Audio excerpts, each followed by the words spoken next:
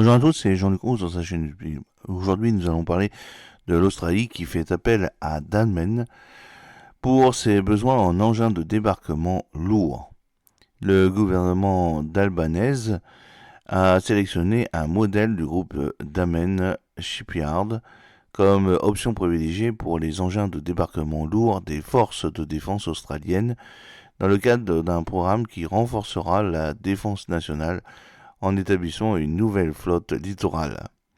Concept de navire de transport de débarquement sans le LST-100 fourni par Damen Shipyard Group. C'est ce que vous pouvez voir sur la photo de cette vidéo. Alors, cette annonce constitue une étape importante dans la création d'une flotte littorale qui devrait créer 1100 emplois directs et plus de 2000 emplois indirects dans le cadre du plan du gouvernement d'Albanese pour la construction navale continue en Australie occidentale.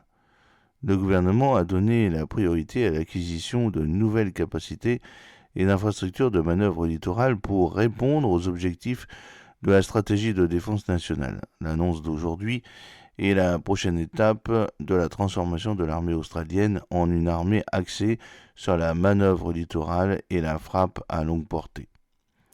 Le Landing Ship Transport 100, le LST 100 du groupe Damen Shipyard, fournira une capacité essentielle à la restructuration et au repositionnement de l'armée. Les navires ainsi que les landing craft medium et les véhicules amphibies soutiendront une stratégie de déni qui comprend le déploiement et le maintien des forces terrestres avec des capacités de frappe terrestre et maritime à longue portée dans des environnements littoraux. 8 navires Landing Craft Heavy basés sur le LST-100 seront construits par le constructeur naval australien Austral au chantier naval d'Henderson en Australie occidentale, sous réserve de négociations commerciales acceptables et de performances démontrées. Le navire LST-100 a un déplacement de 3900 tonnes, mesure 100 mètres de long et 16 mètres de large. Il sera capable d'opérer avec d'autres navires pour entreprendre toute une série de tâches, notamment l'insertion et l'extraction de troupes, les mouvements logistiques et l'assistance humanitaire et les secours en cas de catastrophe.